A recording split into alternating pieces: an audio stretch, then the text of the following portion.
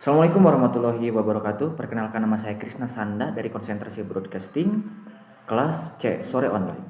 Di sini saya akan membuat tugas video dari mata kuliah Aplikasi Dasar Komputer yang didosani oleh Bapak Rudi Kurniawan. Kita mulai saja ya. Saya di sini akan menjelaskan tentang komponen-komponen yang ada di komputer. Sebelum ke sana, saya ingin menjelaskan tentang perkembangan teknologi. Perkembangan teknologi memang membawa dampak yang besar dalam kehidupan manusia. Di era yang serba digital ini, kita selalu dimudahkan dalam menjalankan setiap pekerjaan. Komputer juga menjadi barang wajib yang tak bisa ditinggalkan, mulai dari mengolah data, menjalin komunikasi, hingga mencari informasi bisa kita lakukan dengan komputer.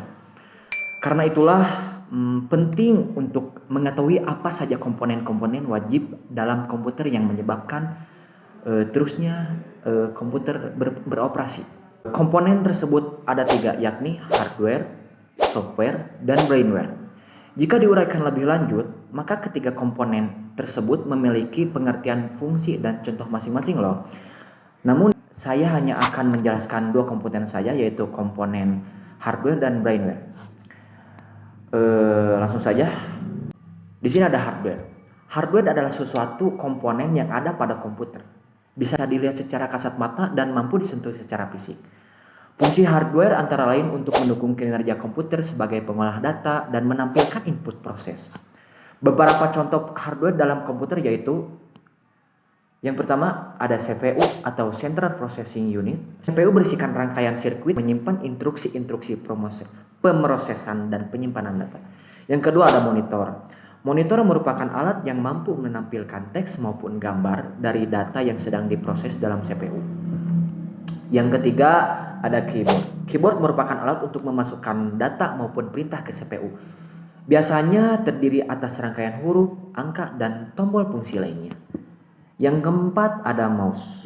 Mouse merupakan alat bantu untuk memberikan perintah dalam memproses data atau mengedit data. Yang kelima ada CD-ROM. CD-ROM alat tambahan atau alat peripheral yang mampu menyimpan atau menuliskan data dan program melalui media CD. Alat ini didesain mampu untuk menuliskan dan membaca data atau program melalui sistem optik. Yang keenam ada hard disk. Hard disk merupakan alat untuk menyimpan data dalam kapasitas besar yang dilapisi secara magnetis. Yang selanjutnya ada compact disk atau CD. Compact disk adalah media penyimpanan yang terbuat dari bahan plastik. Proses penyimpanan dan pembacaan datanya menggunakan sistem optik. Selanjutnya ada floppy disk. Floppy disk merupakan alat tambahan untuk menyimpan atau menuliskan ke dalam disket maupun sebaliknya. Ukuran yang umum digunakan adalah ukuran 3,5 inch. Selanjutnya ada scanner. Scanner merupakan alat bantu untuk memasukkan data berupa gambar atau grafik dan mengubahnya ke dalam bentuk digital, sehingga dapat diproses dan digabungkan dengan bentuk data yang berupa teks. Selanjutnya ada printer. Printer merupakan alat yang memproduksi keluaran data output berbentuk cetak berupa teks maupun gambar atau grafik. Lanjut ke pembahasan selanjutnya ada brainware. Apa itu brainware? Istilah brainware memang tak terlalu familiar seperti software dan hardware. Namun brainware adalah komponen yang penting loh. Sebenarnya brainware adalah sebutan untuk manusia yang memakai, menggunakan atau mengoperasikan komputer. Tanpa adanya pengguna, komputer tentu saja tidak akan pernah bisa dijalankan. Berikut adalah beberapa contoh brainware antara lain. Yang pertama ada programmer.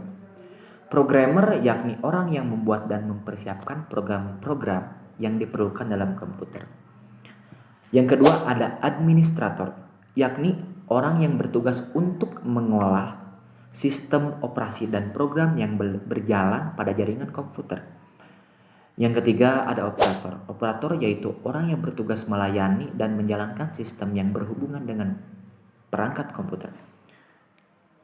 Terima kasih, mungkin hanya itu yang bisa saya sampaikan atau jelaskan tentang dua komponen dari komputer itu, yaitu hardware dan brainware.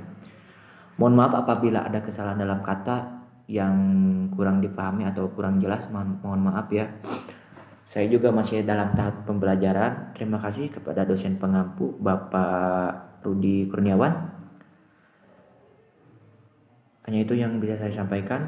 Wabillahi taufiq wal hidayah. Assalamualaikum warahmatullahi wabarakatuh. Terima kasih.